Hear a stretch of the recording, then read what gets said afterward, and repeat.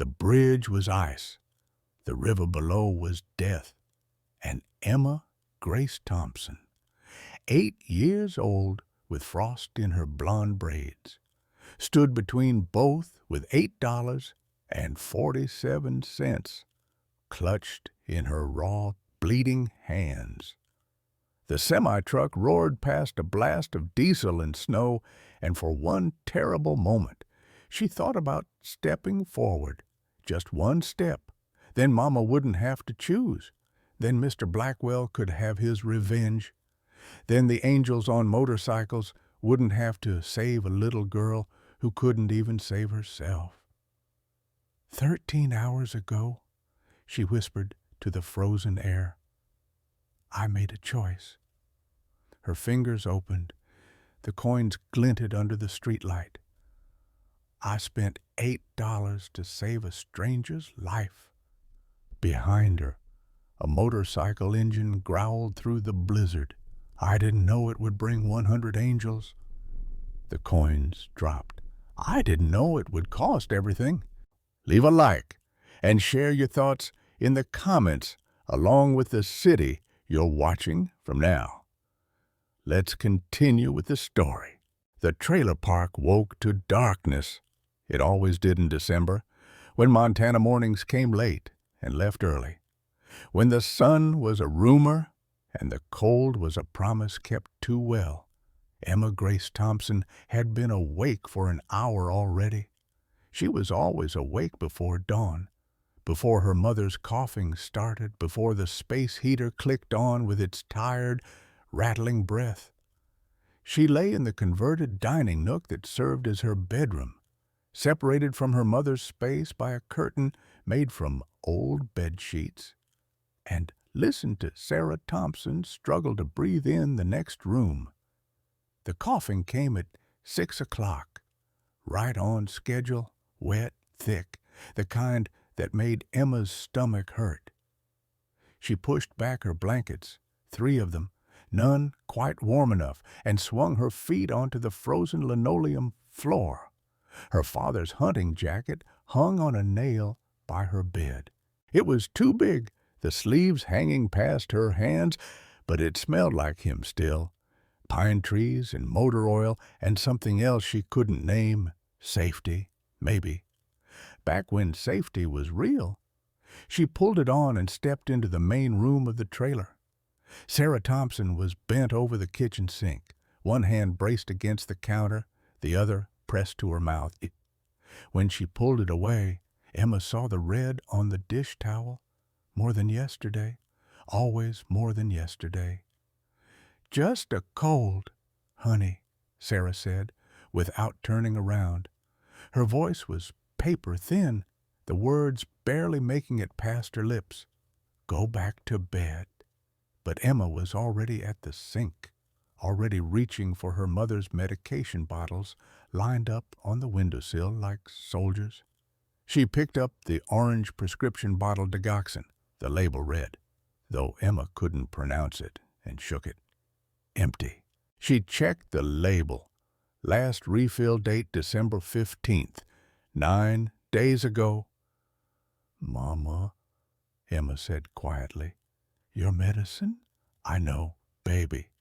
Sarah straightened slowly, one hand pressed to her chest. She was 35, but looked 50. Her blonde hair streaked with premature gray, her frame so thin that Emma could see the outline of her ribs through her nightgown. Dark circles ringed her eyes like bruises. Her lips had a blue tint that Emma had learned to watch for. Blue meant bad. Blue meant the hospital they couldn't afford. I can get more, Emma said. I have money. Sarah's laugh was bitter. How much money? Emma. $3.05. $8.47. The number hung between them. Sarah's face crumpled, then smoothed. She reached out and touched Emma's cheek with fingers like ice. Oh, baby, she whispered, that's not nearly enough. The pharmacy opened at 9 o'clock, but Emma called at 8:30 from the payphone outside the laundromat. Her breath came out in white clouds as she fed quarters into the slot with numb fingers. The phone rang 4 times before someone picked up. Whitefish Pharmacy. This is Nicole speaking.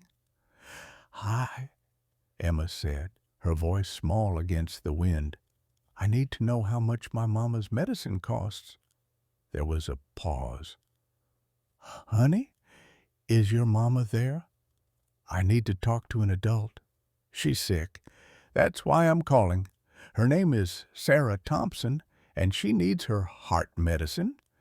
The bottle says digoxin. She heard typing on the other end. More typing, then a sigh.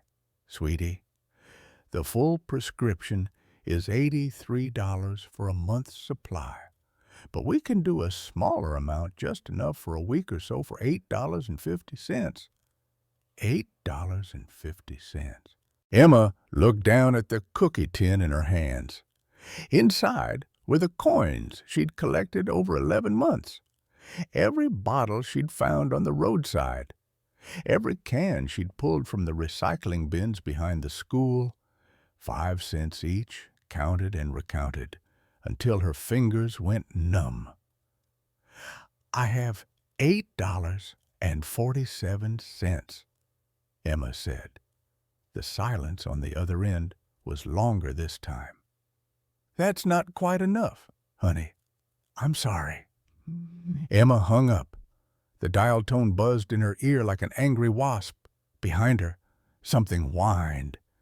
She turned to find Max sitting in the snow, his golden coat dusted white, his dark eyes fixed on her face. He was her father's dog, had been her father's dog, trained for search and rescue in the mountains, 10 years old now, his muzzle gray, his hips stiff with arthritis.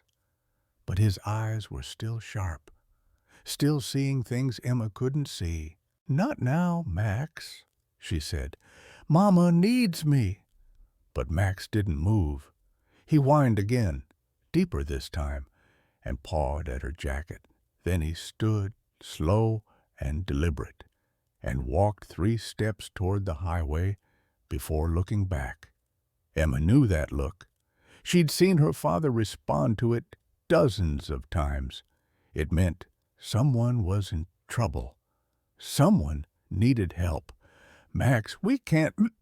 Mama. The dog barked once, sharp and insistent. In all the years Emma had known him, Max had never barked. Search and rescue dogs were trained to be silent. A bark meant emergency. A bark meant now. Emma looked back at the trailer park, then at the dog, then at the cookie tin in her hands.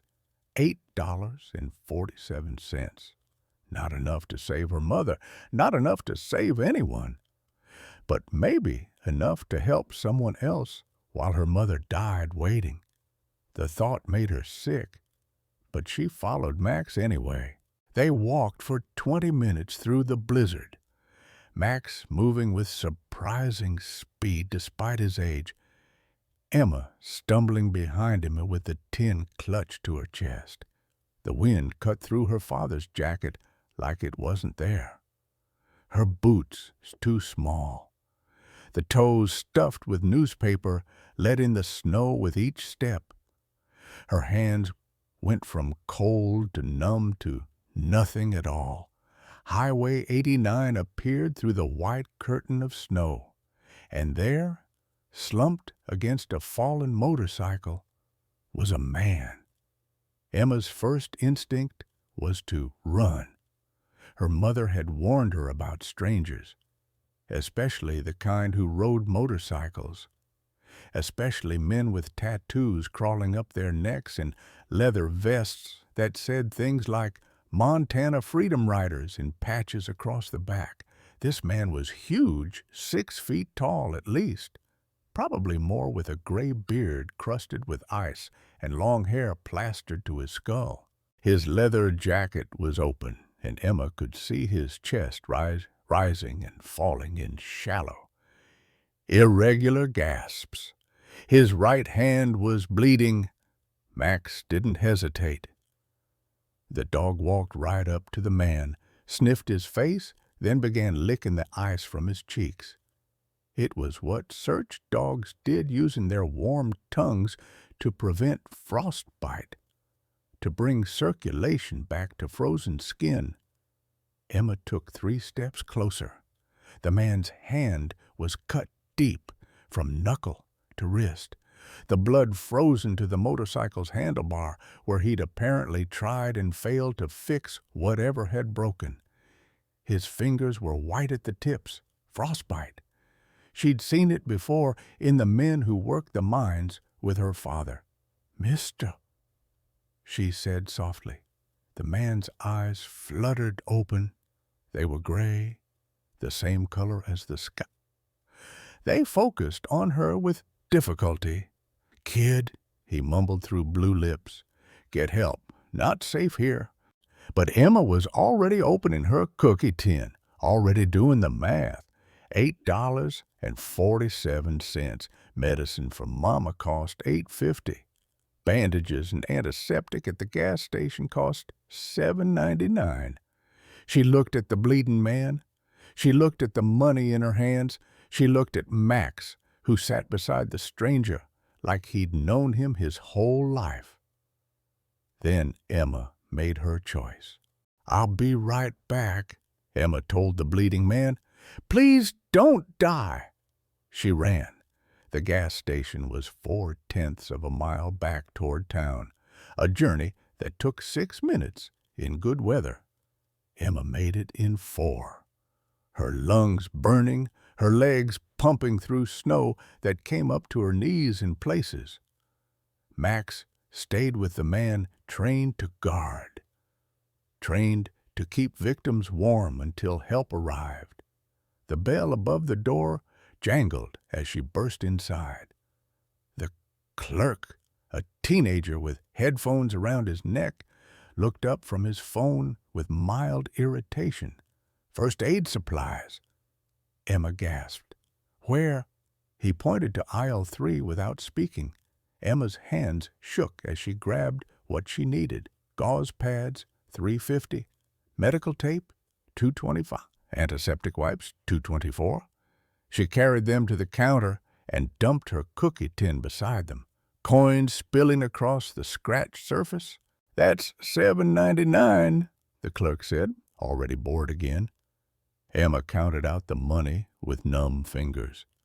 Quarters, dimes, nickels, pennies. The clerk watched without helping. When she was done, she had 48 cents left. 48 cents wouldn't save her mother, but $7.99 might save the man on the highway. She ran back. He was still alive, barely. Max had positioned himself against the man's side, sharing body heat, his training kicking in despite his age.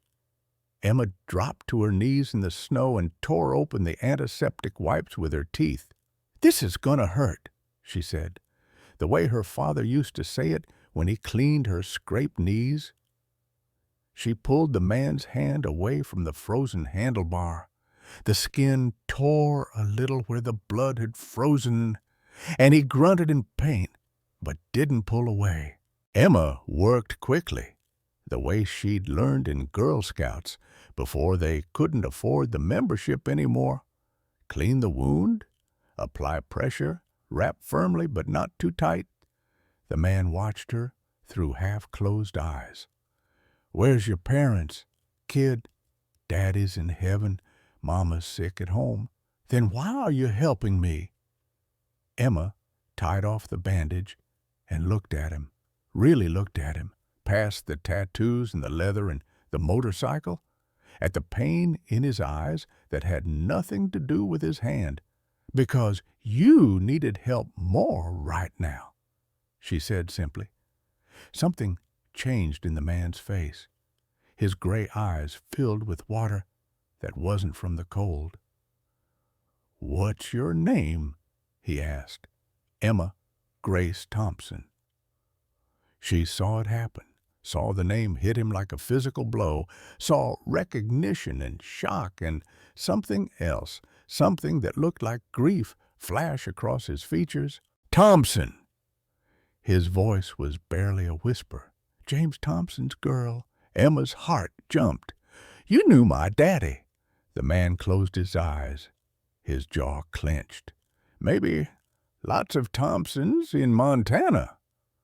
But Emma knew a lie when she heard one. Her mother used the same tone when she said she was fine, when she said the blood in the sink was nothing, when she said they'd be okay. "Mister, you're crying," Emma said. "Just the cold, kid." He opened his eyes and looked at her hand, still wrapped in his. "What did you buy with that money, the bandages?" Emma nodded. "What were you supposed to buy?" She was quiet for a long moment. The wind howled around them. Max pressed closer to both of them, trying to keep them warm. "Mama's medicine?" Emma finally said. The man's face went white. "You spent your mother's medicine money on me. You were bleeding. Mama can wait." "Jesus Christ." He sat up straighter, wincing. "How much does your mama need for her medicine?" "Too much. We don't have it." "Kid, I'm going to fix this. I swear to God, I'm going to fix this." He looked around, seeming to see the situation clearly for the first time. A broken-down Harley, a blizzard, a little girl and an old dog in the middle of nowhere. "Where do you live?" "Riverside Trailer Park, Lot 23. I'm taking you home. But your motorcycle is going to stay right here until I can get it towed." He pulled out a cell phone with his good hand and made a call. "Yeah, it's Bill Harrison. I need a tow on Highway 89 mile marker 47. Bill, me." He hung up and looked at Emma. "Come on, we're walking." They walked together through the snow, Max leading the way like he knew exactly where they were going. The man Bill kept one hand on Emma's shoulder, steadying her when the drifts got too deep. "Your father," Bill said after a while. "He died in the mine collapse 2 years ago." "Yeah, sir. December 24th. 2 years ago today." Bill stopped walking. Emma looked up at him and saw tears freezing on his cheeks, turning to ice in his beard. He was a hero. Emma continued. "Saved another man's life. Held up a support beam so the man could escape. Mama says he didn't even think about it, just did what was right." Bill's voice was hoarse. "What happened to the man he saved?" "I don't know. Mama says he lived, though. Says Daddy's sacrifice meant something." Emma looked at Bill curiously. "Mister, are you okay? You look sick." Bill wiped his face with his unbandaged hand. "Kid, how much does your mama need?" "Tell me the truth." "For the surgery she needs." Emma shook her head. $800,000. Might as well be 800 million. Bill's jaw set in a hard line. "Kid, I'm going to tell you something. Your father didn't just save some man. He saved me." The trailer looked worse in daylight. Bill had seen poverty before, had lived it himself as a kid in South Dakota. But there was something particularly brutal about seeing it wrapped in Christmas lights that didn't work, dusted with snow that made everything look temporary, like it might all blow away if the wind got strong enough. Emma led him up the broken front steps. Max pushed through the door first, tail wagging low, announcing their arrival. Sarah Thompson was on her feet when they entered, and Bill saw her try to stand straighter, try to look stronger than she was. She failed. Her hand went to the back of the couch for support, and even from across the room, Bill could see the blue tint to her lips, the way her chest heaved with each breath, but he also saw the terror in her eyes when she saw him. Get away from my daughter. His Sarah's voice was stronger than her body, sharp with maternal fear. Mama, no, Emma rushed forward. He's nice, I helped him. Sarah took a step toward them and collapsed. Bill moved on instinct. He caught her before she hit the floor, his injured hand screaming in protest, and carried her to the couch. She weighed nothing, 90 pounds maybe, if that. He could feel her heart racing against his arm, could feel it struggling, skipping beats, fighting to keep her alive. When's the last time you saw a doctor? Bill asked, lowering her onto the cushions. Can't afford doctors? Sarah's voice was defensive, but her eyes were frightened. Ma'am, I was a combat medic in the Marines. You're in end-stage heart failure. You don't need a doctor. You need a hospital. I know what I need. Sarah coughed, and Bill saw her turn her head, saw her trying to hide the blood that came up. Emma, honey, get me some water. Emma hesitated, looking between her mother and Bill, then went to the kitchen. Bill waited until he heard the tap running before he spoke again, his voice low. She doesn't know how bad it is, does she? Sarah's eyes met his, and she won't, not until. She stopped, couldn't finish. You need a transplant, $800,000, give or take. Might as well be $8 million. We have nothing. Less than nothing. Bill studied her face. There was something familiar about her, something that tugged at his memory. Your husband was James Thompson, Coppermine James. Sarah's expression shifted to suspicion. How do you know my James? Bill felt his throat close up. He'd practiced this moment in his head 1,000 times over the past 2 years. In therapy sessions, he'd quit attending. In the middle of the night, when sleep wouldn't come, in the bottom of whiskey bottles, he'd emptied, trying to forget, because I'm the man he died saving. The words hung in the air between them. Sarah's face went through a dozen emotions in as many seconds. Shock, disbelief, recognition, and finally, anger. Oh, you lived. Her voice was flat, dangerous. You got to live.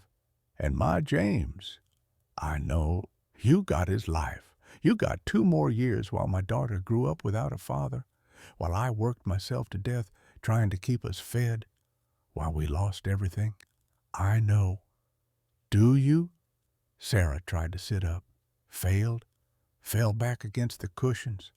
Do you know what it's like to watch your child go hungry, to see her wear shoes with holes in them, to listen to her count pennies and think $8 is enough to save the world? No, Bill said quietly. But I know what it's like to watch your child die. That stopped her. Sarah looked at him, really looked at him, and saw the grief carved into every line of his face. I had a son, Bill continued. Danny. He died when he was 8, same age as Emma, leukemia. I watched him waste away over 2 years while I couldn't do a damn thing about it. I had money. I had the best doctors in the country, and I still couldn't save him. I'm sorry, Sarah whispered, and he heard that she meant it. James saved me because that's who he was. Bill said, I've spent every day since trying to figure out why. Why him and not me? Why did a good man with a family die so a broken man with nothing could live? Emma came back with the water. She moved slowly, carefully, like she was afraid it might spill. She handed the glass to her mother and then looked at Bill with those blue eyes that were exactly like James's had been. Are you 2 friends now? Emma asked. Yes. Honey, Sarah said at the same time Bill said, yes. Emma smiled, and Bill felt something crack open in his chest. Good. You both look sad. You should be friends. After Emma went to lie down, Sarah insisted, said she needed rest. Bill sat at the small kitchen table while Sarah told him everything: the medical debt, the 2 jobs she couldn't work anymore, the foreclosure notice that would come the day after Christmas, the prescription she couldn't afford, the transplant that was impossible. I've made peace with it, Sarah said. Emma doesn't know. She thinks I just need medicine. I'm going to let her keep thinking that until... She stopped, swallowed hard. She's a smart girl. She'll figure it out eventually. But I want her to have a good Christmas first. One last good Christmas. Bill pulled out his phone. He made 3 calls while Sarah watched. The first was to Marcus Sullivan, Vice President of the Montana Freedom Riders. Brother, I need you to activate the network. We've got an angel case. 8-year-old girl. Mother needs a heart transplant, $800,000 minimum. Say when and where, Bill. Tonight. I'll send you the details. The second call was to Dr. Thomas Miller, a retired cardiac surgeon who'd been riding with the club for 15 years. Tom, I need your expertise, and I need you to call University of Washington. There's a woman who needs to be on the transplant list as of yesterday. Bill, what's going on? I'm keeping a promise I made 2 years ago.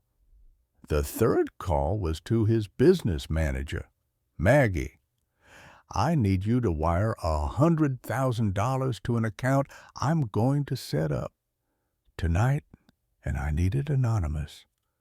When he hung up, Sarah was staring at him. What did you just do?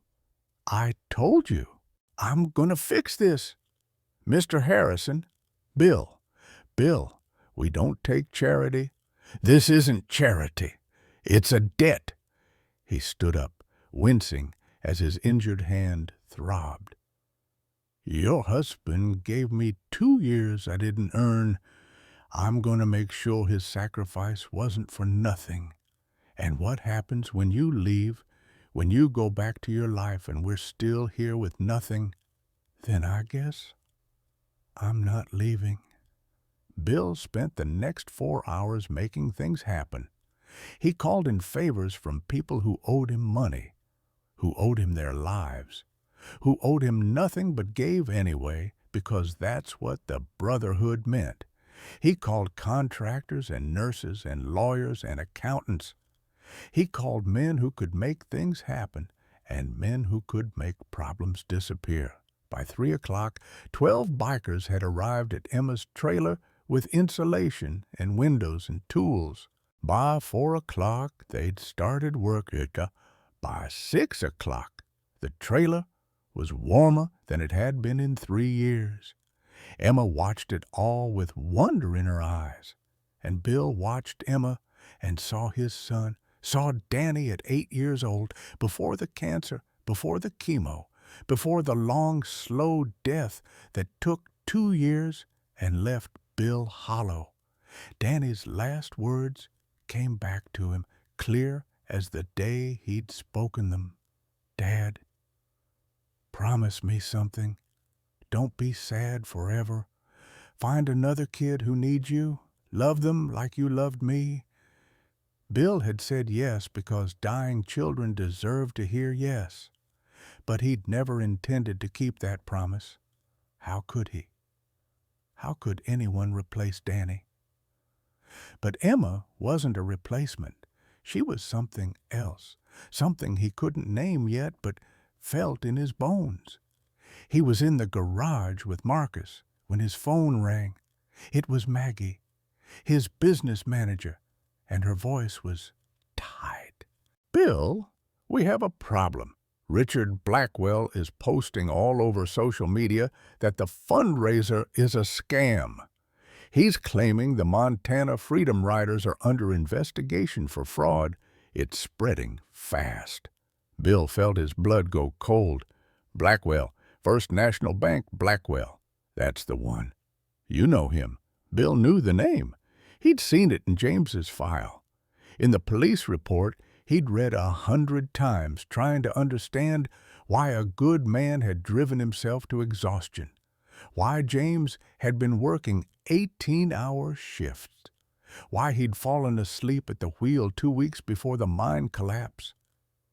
The accident, the kid on the dirt bike, the lawsuit that had been dismissed, David Blackwell, paralyzed from the chest down.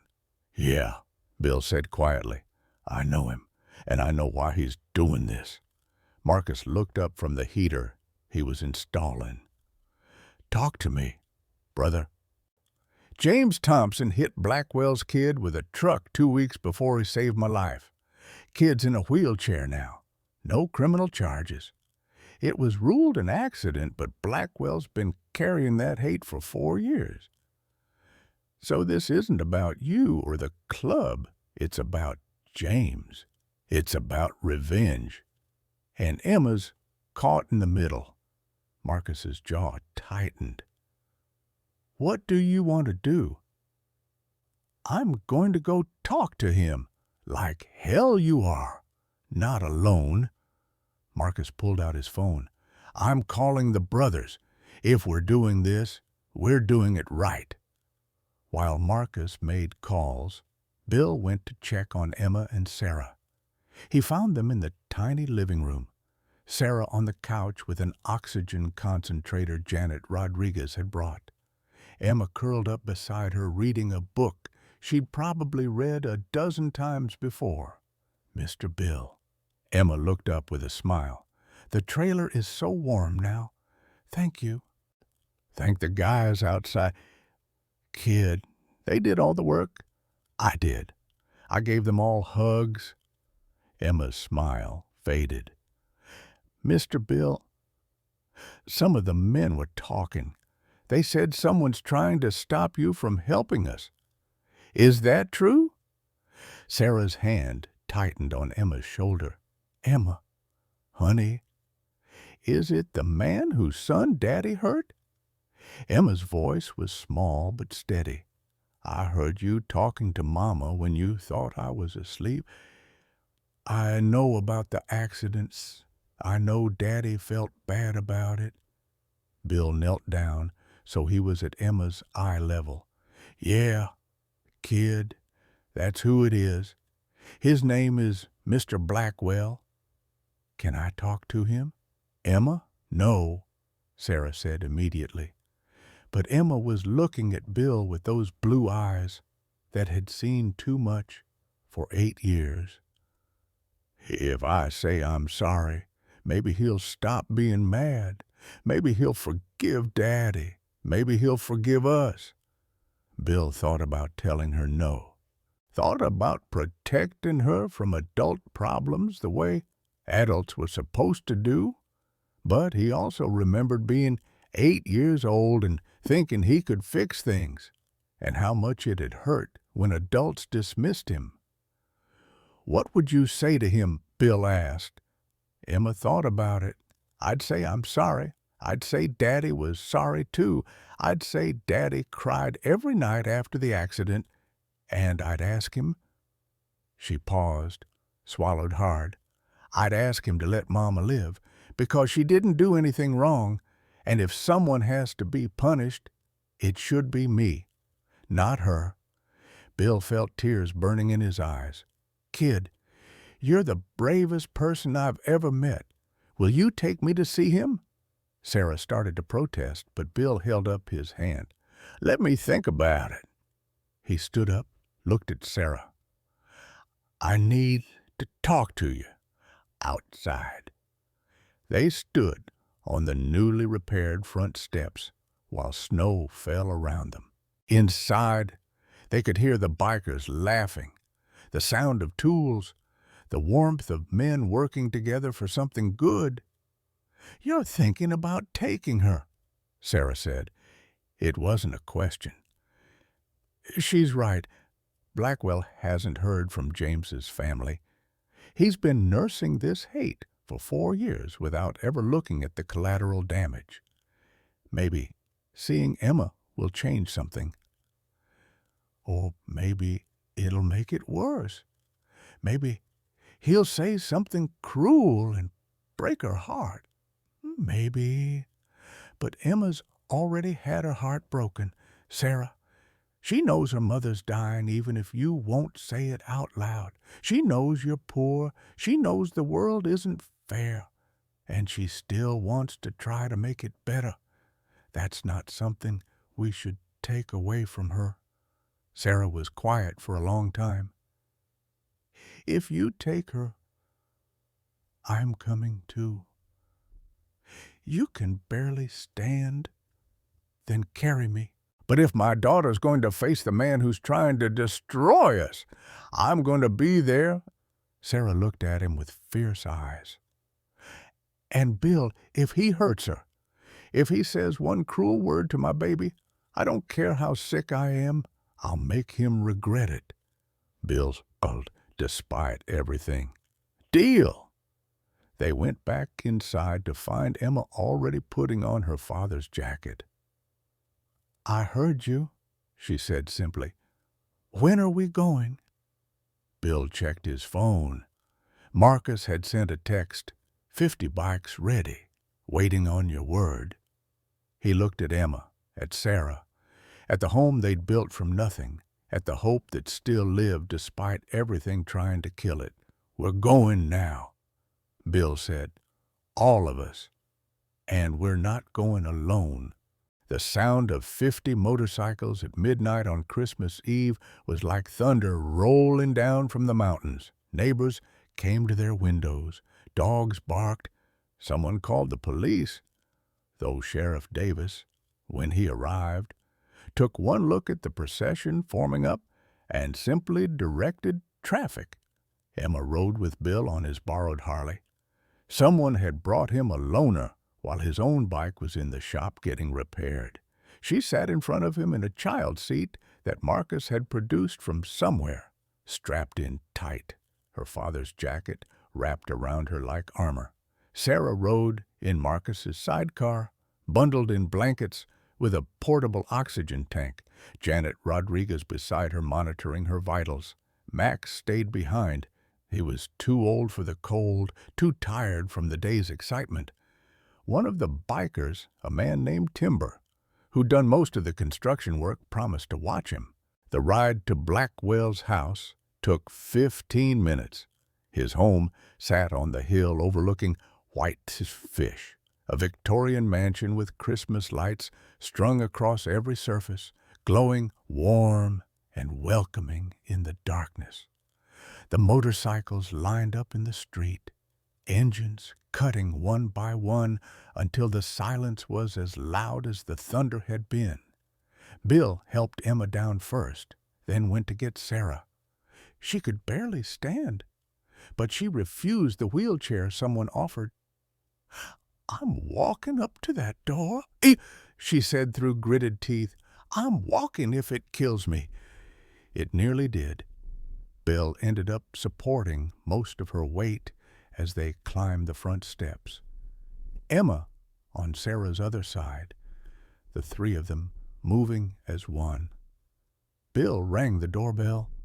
The man who answered was in his 50s, graying hair, expensive bathrobe, rage already forming on his face before he saw who it was. Get off my property, Richard Blackwell snarled. I'm calling the police. Already here, Sheriff Davis called from the street.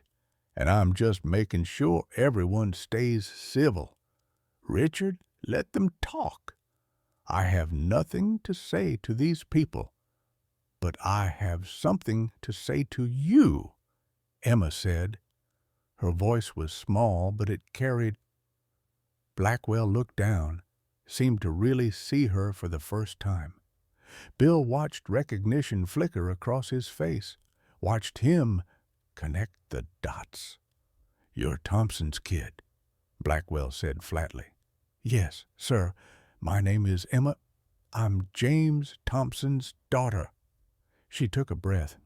I came to say I'm sorry. Sorry! Blackwell's laugh was bitter. You're sorry. You weren't even born when... I'm sorry my daddy hurt your son. I'm sorry he fell asleep. I'm sorry David can't walk. I'm sorry every single day. Emma's voice shook, but she didn't stop. Mama says Daddy cried every night after the accident. She says he couldn't forgive himself. She says he wished it had been him instead. Well, he got his wish, didn't he? He's dead, and David still. Blackwell stopped, his jaw working. Daddy saved Mr. Bill's life. Emma continued. He died holding up a support beam so Mr. Bill could escape. He chose to die, and I think... She paused, wiping her eyes. I think maybe he chose to die because he couldn't live with what happened to David, because he was good and good people hurt when they hurt others. Blackwell's face had gone white. Your mother tell you to say that? No, Sarah said, her voice weak but fierce. She figured it out herself, because she's 8 years old and already wiser than most adults. And you, Blackwell turned his venom on Sarah, you come here with your sick act, expecting what sympathy your husband destroyed my son's life. Why should I care that you're dying? You shouldn't, Sarah said simply. But I thought maybe you'd care that you're destroying an 8-year-old girl who never did anything to you except exist. Dad. Everyone turned.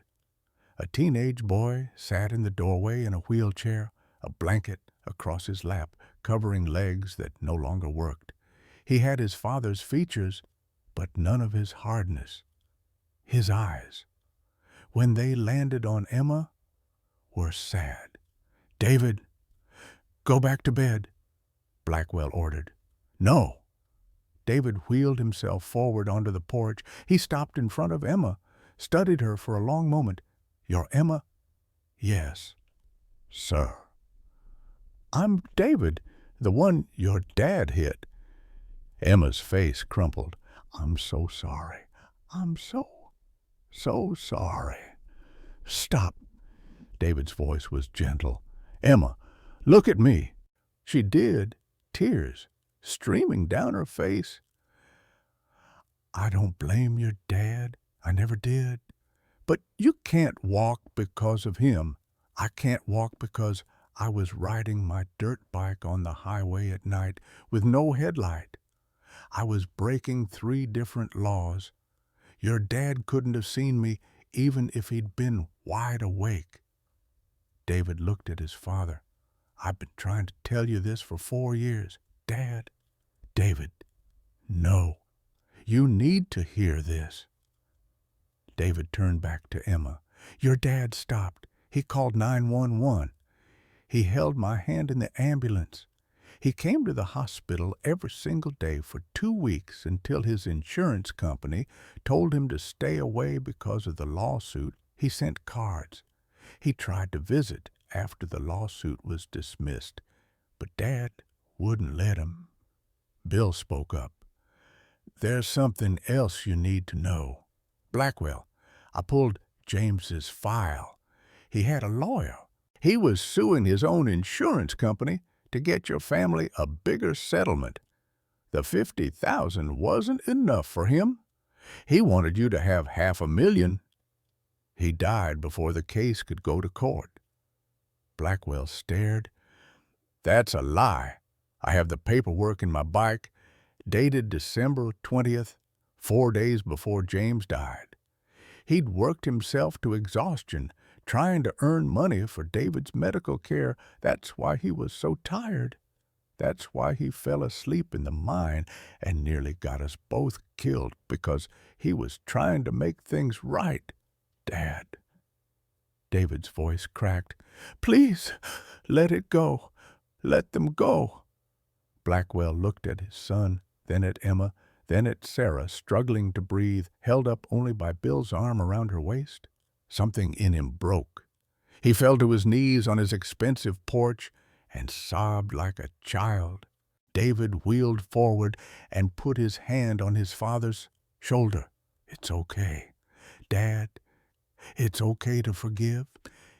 Emma, without being told, walked over and hugged Blackwell, this man who'd tried to destroy them, who'd carried hate for 4 years, who'd aimed all his pain at a family that had already lost everything. She hugged him like she hugged Max when the old dog was hurting. "It's okay to be sad," Emma whispered. "I'm sad, too. We can be sad together." Blackwell pulled her close and cried harder. Behind them, Bill heard Marcus clearing his throat, heard other bikers wiping their eyes. These hard men who'd seen combat and poverty and death were undone by an 8-year-old girl forgiving a man who didn't deserve it. It was David who finally got his father back inside, who made coffee, who invited everyone into the warmth of the house, while Blackwell pulled himself together. The bikers mostly stayed outside, too many for the house, but Bill and Marcus and Sarah and Emma went in. Sheriff Davis came too, though he said it was just to make sure nobody started anything. They sat in Blackwell's living room, which was larger than Emma's entire trailer, with a Christmas tree that touched the ceiling and presents stacked underneath that hadn't been opened. "I haven't felt like Christmas in 4 years," Blackwell said quietly. He'd washed his face, put on real clothes, but his eyes were still red. "I blamed everyone, your father, Sarah, the other driver who'd been coming the opposite direction and might have startled James, the road crew who hadn't fixed the pothole. God, everyone, but mostly yourself," David said. Blackwell looked at his son. "I was supposed to protect you. I let you ride that bike. I didn't check if you had the headlight working. I didn't. Dad, I was 14. I made my own choices, bad ones." David looked at Emma. "Your dad didn't destroy my life. He changed it, made it different, harder, but not destroyed. I'm still here. I'm still me." "What do you need?" Blackwell asked suddenly, looking at Sarah.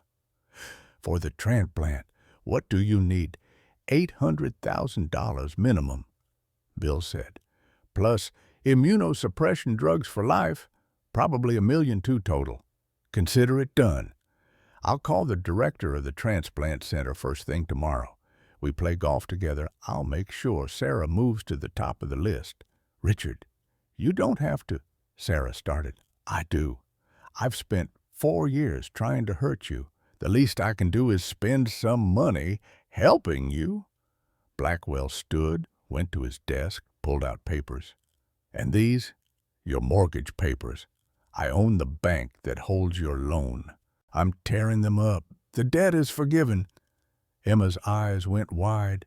"You mean we get to keep our house?" "You get to keep your house. And—" Blackwell pulled out a checkbook. "I'm setting up a trust fund. $50,000 for college or whatever you need." Emma looked at Bill, then at her mother, then back at Blackwell. "Why are you being nice now?" Blackwell knelt down to her level. "Because a little girl reminded me what it means to be human, what it means to forgive, what it means to let go of hate before it poisons everything." He held out his hand. "Friends." Emma shook it solemnly. "Friends." Outside, the sun was starting to rise. Christmas morning had arrived. They rode back to the trailer as dawn broke over the mountains, painting the snow gold and pink. Emma was exhausted, her head heavy against Bill's chest, but she fought sleep. She didn't want to miss a moment of this. The miracle of it. The impossible fact that they'd survived the night and come out the other side with hope. The bikers had multiplied. Word had spread through the night. And now there were nearly 200 motorcycles lining up outside the trailer park, engines rumbling like a heartbeat. News crews had arrived. People from town stood on their porches watching. Some waved, some cried. All of them witnessed. When they pulled up to Lot 23, Emma saw something that made her heart stop. Max was lying on the front steps, not sleeping. Even from the motorcycle, she could tell. The old dog's chest wasn't moving. His eyes were closed. His golden fur was dusted with snow that had fallen during the night, and nobody had brushed it off because nobody had noticed he'd stopped breathing. Max! Emma was off the bike before Bill could stop her, running through the snow, falling to her knees beside the dog who'd been her father's companion, her protector, her friend. Max, no, please, no. She put her hands on his side. Cold, so cold. She pressed her ear to his chest the way she'd seen Janet do with her mother. Nothing. No heartbeat, no breath, nothing. He's gone, baby, Sarah said from behind her. Bill had carried her from the motorcycle, and she was crying too, her oxygen tank hissing in the morning air. Max is gone. But we have money now, Emma sobbed. We can save him. We can take him to the vet, and they can fix him, and Emma! Bill knelt beside her, his hand on her shoulder. Max was 10 years old. His heart was failing. He was tired, sweetheart. He'd been tired for a long time. But he saved you. He found you in the snow. He's a hero. Emma's voice rose to a scream. He can't die. Daddy died, and now Max and everyone I love dies. She buried her face in Max's cold fur and wailed. The sound was primal, heartbroken, the cry of a child who'd lost too much too young. The bikers stood silent, heads bowed. Some of them were crying too. These hard men who'd seen death before, but never quite like this, never quite so unfair. Bill let her cry. He sat in the snow beside her and Emma and Mac, and he cried too, for the dog who'd saved his life, for James who'd died saving it, for Danny who'd been gone 6 years, for all the goodness in the world that got ground down by time and circumstance, and the simple fact that hearts human and canine eventually stopped beating. It was Marcus who finally spoke. Emma, honey, Max loved you. You know that, right? Emma nodded against Max's fur, and he died knowing you was safe, knowing your mama was going to be okay.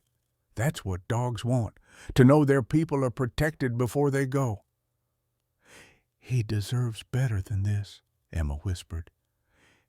He deserves better than dying on cold steps. Then let's give him better, Marcus said. Let's bury him like the hero he was. They dug the grave behind the trailer under a pine tree where the snow wasn't as deep. 12 bikers took turns with shovels, working in the frozen ground until they had a hole deep enough. Emma insisted on wrapping Max in her father's hunting jacket, so Daddy can keep him warm, she explained, her voice hollow. In heaven. She placed the 48 cents, all the money she had left in the world, in Max's collar. For being the best boy, she whispered. They lowered Max into the ground as the sun climbed higher. Emma stood between Bill and her mother, Sarah leaning heavily on both of them, all 3 of them holding each other up. Janet Rodriguez had set up a portable chair for Sarah, but she refused to sit. She stood, wavering, determined to see this through. Max was my husband's dog, Sarah said, her voice carrying across the assembled bikers. James trained him for search and rescue. Max saved 15 people in his life, pulled them from avalanches, found them in blizzards, brought them home when they were lost. She looked at Bill. 16 people, if you count yesterday. 17, Emma said quietly. Everyone looked at her. "He saved me, too, last night when I was on the bridge." Emma's voice was steady now, emptied of tears. "I was thinking about giving up, about jumping.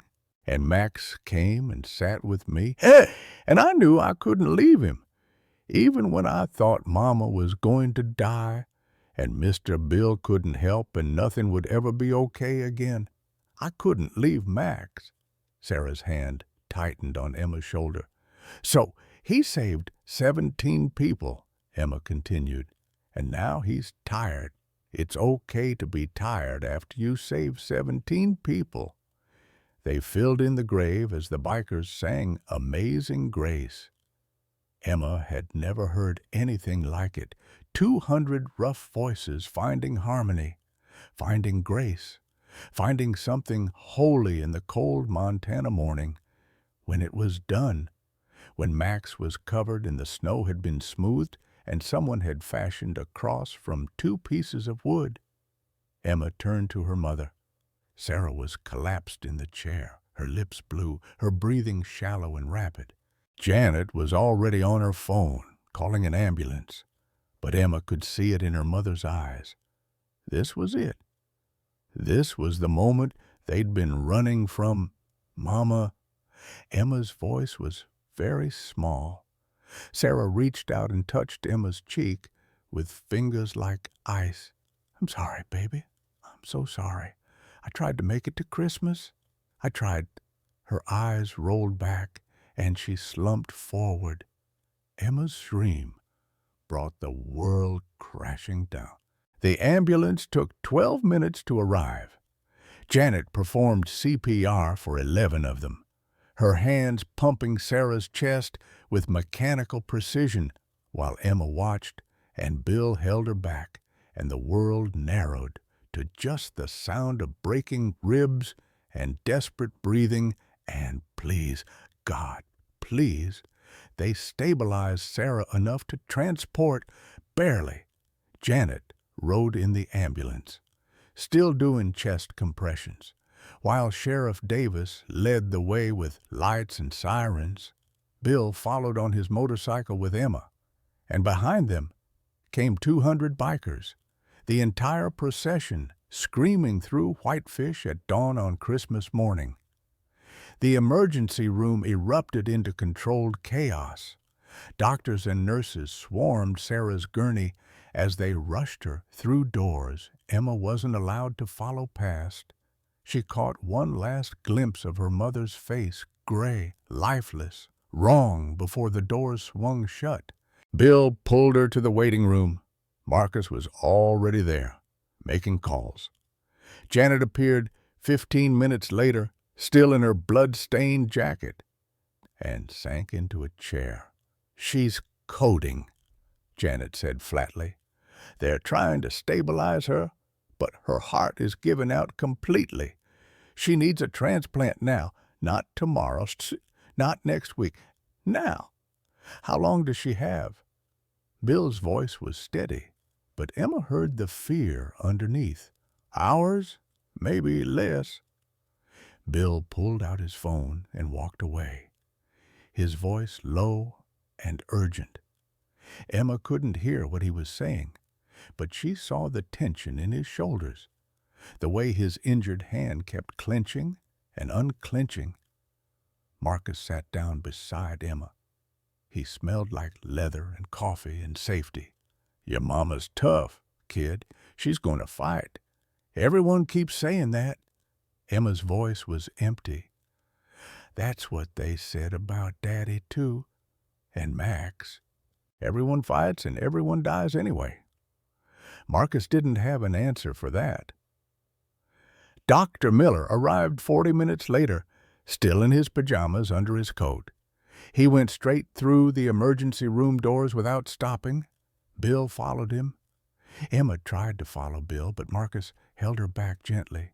"Let them work, Emma. She's my mama. I should be there. And they'll call us when there's news." The waiting room filled with bikers. They brought coffee and blankets and stuffed animals someone had bought from the hospital gift shop. Emma accepted a teddy bear mechanically and held it without seeing it. Her mind was stuck on the other side of those doors, with her mother's failing heart, with the machines that were probably breathing for her now. Time became strange. Minutes felt like hours. Hours felt like seconds. The sun rose fully, Christmas morning in all its glory. And Emma sat in a plastic chair in a hospital waiting room, wearing her father's jacket and holding a teddy bear and waiting for her mother to die. At 7:30, Bill came back through the door. His face was unreadable. "Emma, I need to talk to you." Marcus stood up. "Bill, it's okay. She needs to know." Bill knelt in front of Emma so they were eye to eye. "Your mama's heart has stopped twice in the last hour.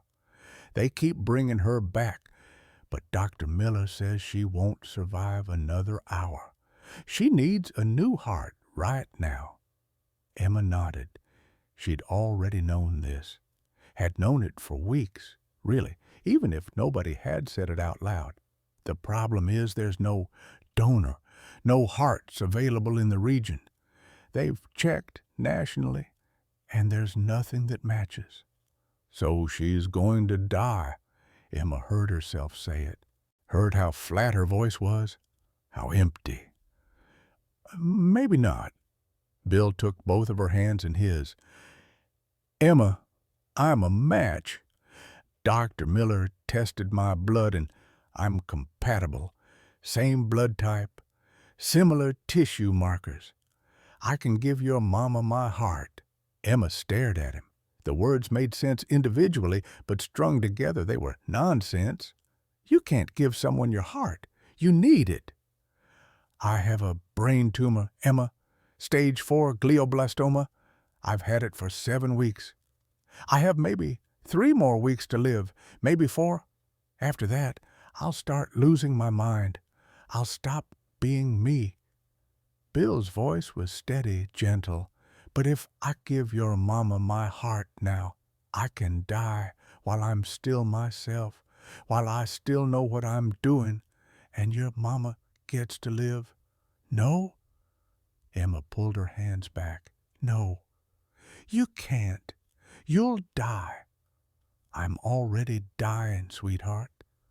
But 3 weeks is still 3 weeks. That's 21 more days. That's—" Emma's voice cracked. "That's not fair. You just found us.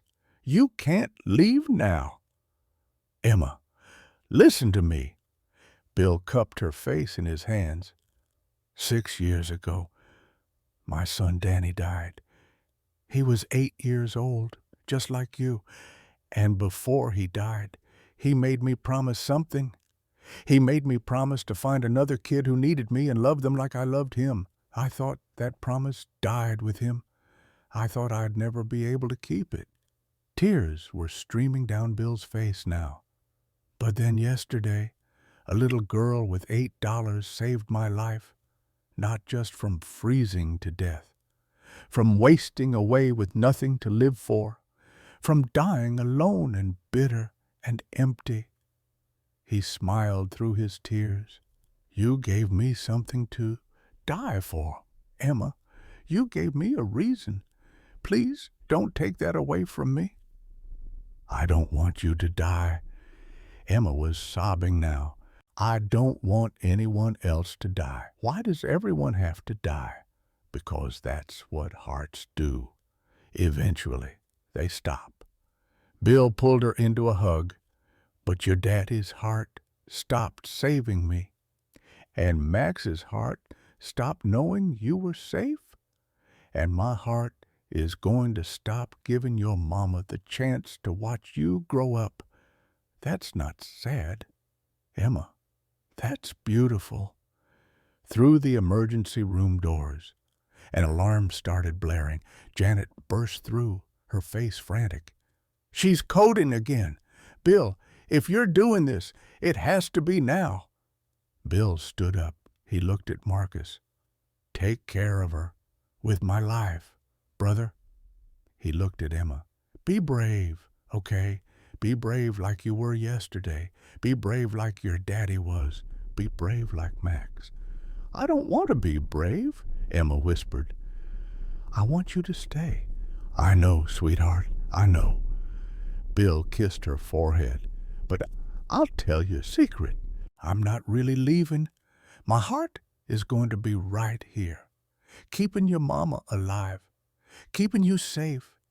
Every time you hug your mother, you'll be hugging me too. He turned and walked through the doors. Emma tried to follow, but Marcus held her, let her scream and fight and eventually collapse against him, sobbing. The waiting room filled with more people. Blackwell arrived with David, both of them pale. Pastor Reynolds from the church, Mrs. Henderson from the trailer park, people Emma had never met, but who'd heard the story, who'd followed the procession, who'd been touched by something they couldn't name but recognized as holy. They waited. At 8:45, Dr. Miller came through the doors. His scrubs were covered in blood. His face was exhausted. Bill's surgery is complete, he said quietly. We've harvested his heart. He died peacefully. Under anesthesia, he didn't suffer. Emma felt the world tilt. Marcus's arm tightened around her. Sarah's transplant is underway now. Dr. Chen is leading the surgery. It's going to take several more hours. Will she live? Emma's voice was barely audible. Dr. Miller knelt in front of her. Emma, I can't make promises. Transplants are risky, but your mama is young and strong despite everything, and Bill's heart is healthy. If this works, and I think it will, your mama is going to live a long, full life. But Mr. Bill won't. No, honey, Mr. Bill won't. Dr. Miller's eyes were wet, but he wanted this.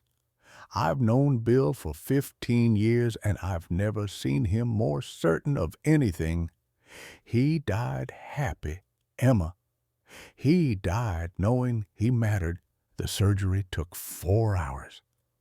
Emma sat in the same chair the entire time, not eating, not drinking, not moving. She stared at the doors and willed her mother's heart, Bill's heart, to beat. At 12:30, Dr. Chen emerged. She was smiling. The transplant was successful, she said. Sarah's body is accepting the heart. She's stable. She's gonna make it. The waiting room erupted. Bikers hugged each other. Strangers cried. Marcus lifted Emma up and spun her around while she laughed and cried at the same time. Can I see her? Emma asked.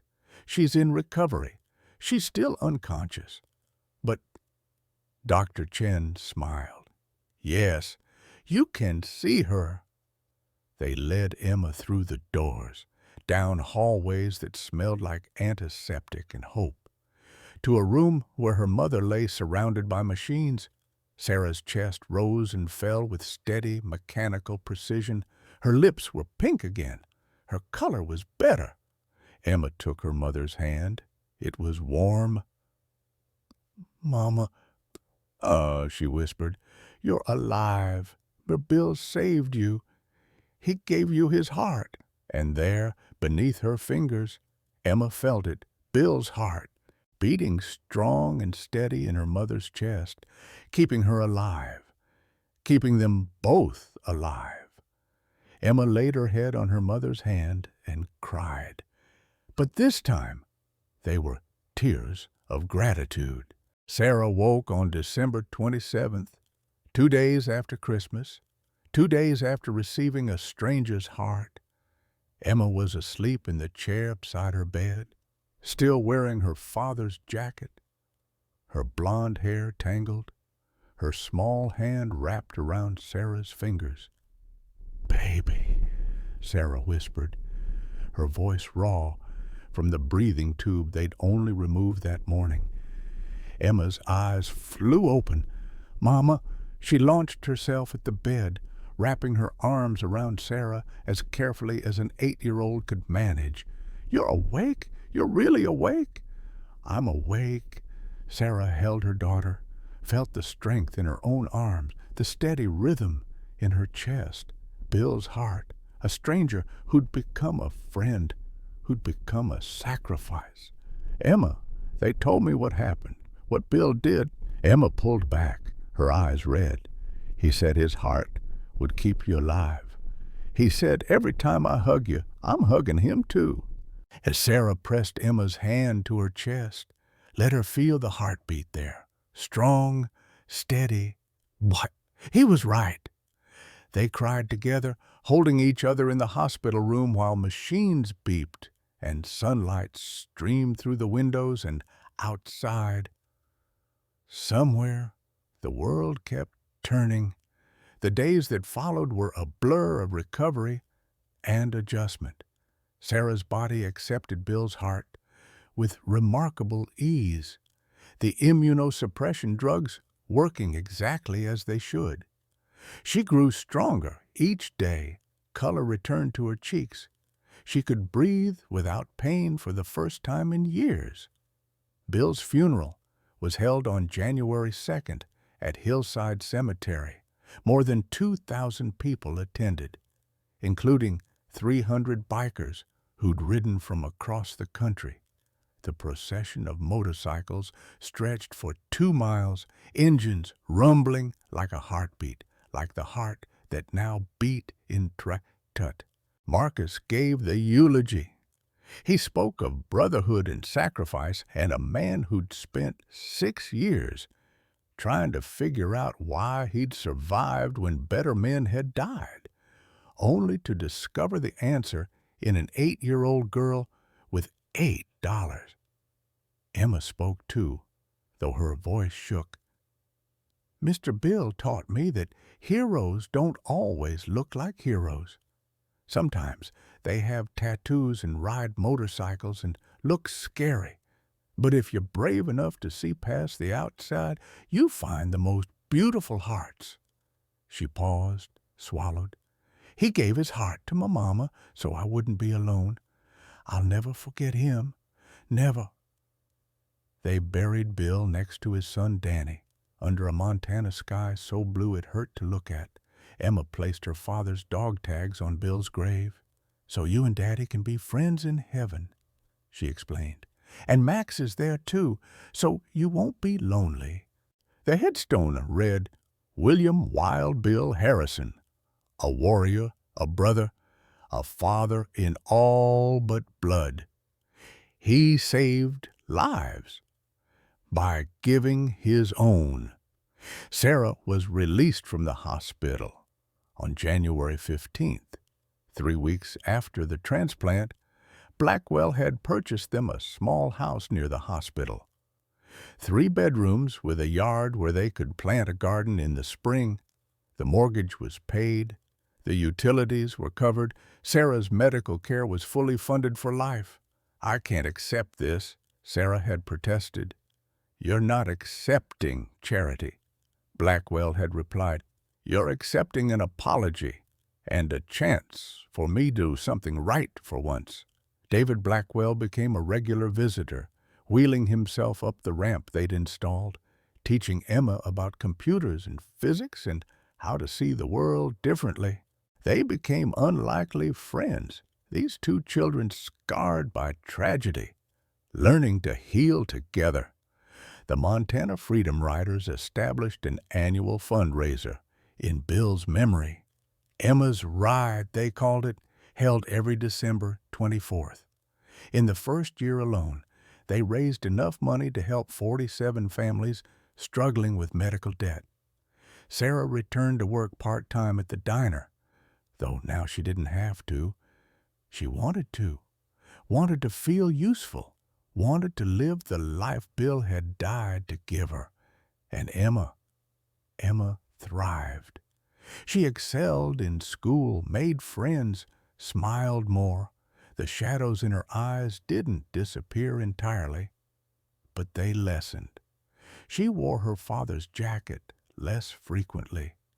She spoke of Bill often, with love instead of grief. 10 years later, Emma Grace Thompson graduated valedictorian of her high school class. She'd been accepted to the University of Washington's pre-med program with a full scholarship from Bill's estate. Her goal to become a cardiac surgeon. At graduation, she gave a speech that made everyone cry. 10 years ago today, on Christmas Eve, I spent $8 to save a stranger's life. I didn't know that stranger would save my mother. I didn't know he'd teach me what real heroism looks like. I didn't know that sometimes angels wear leather jackets and ride Harley Davidsons. After the ceremony, Marcus presented her with a gift, Bill's motorcycle, fully restored, registered in her name. He wanted you to have it when you were old enough, Marcus said, his voice thick. Ride it well, kid.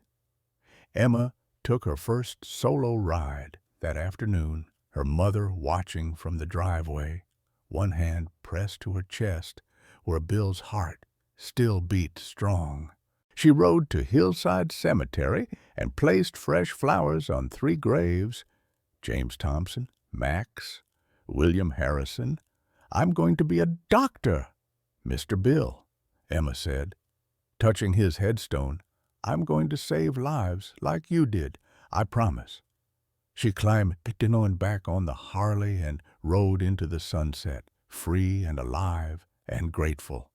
Behind her, her mother stood in the doorway of their home, healthy and whole, watching her daughter become the woman 2 men had died to help her be. That night, Emma opened the letter Bill had left for her, sealed for 10 years, to be read when she turned 18. Inside was a single page in Bill's careful handwriting. Dear Emma, if you're reading this, you're 18 now. I'm gone, but I hope I mattered. I hope my death gave your mother life and you happiness. Live big, kid. Be brave. Love deeply.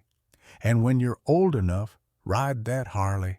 Ride it for me, for your father, for Max, for everyone who believed you could change the world. Tell my son Danny he was right. I found the little girl who needed me, and she saved me right back. That $8 you spent on me was the best investment anyone ever made. It bought hope. It bought family. It bought love. Pretty good return on $8, don't you think? All my love, Wild Bill, P.S. Your mama's heartbeat, that's me. Still with you, always. Emma folded the letter carefully and placed it in her father's jacket pocket. The jacket she still kept in her closet for the hard days. She looked at her mother, who stood in the doorway smiling, alive, the embodiment of miracles. Some angels, Emma thought, ride motorcycles, and some $8 bills buy forever. Sometimes the greatest gifts come wrapped in the smallest gestures. $8 doesn't sound like much in a world where everything costs more than we can afford, where medical bills pile up and hope feels like a luxury we can't buy. But Emma Grace Thompson proved that the size of the sacrifice matters more than the size of the gift. She gave everything she had to save a stranger, and in doing so, set off a chain of miracles that saved her mother's life and restored a broken man's purpose. This story reminds us that we're never too old to learn from a child's wisdom, never too broken to be redeemed, and never too far gone to find our way back to what matters. Bill Harrison spent 6 years wondering why he survived when better men died, and an 8-year-old girl showed him the answer. We all carry burdens we can't name, losses we can't recover from, questions we can't answer. But maybe, like Bill, we're still here for a reason we haven't discovered yet. Maybe our biggest sacrifice is still ahead, waiting to give our lives meaning. What would you be willing to give up to save someone you love? Have you ever received an unexpected kindness that changed everything? Share your story in the comments below. Let's remind each other that miracles still happen, even on the coldest days.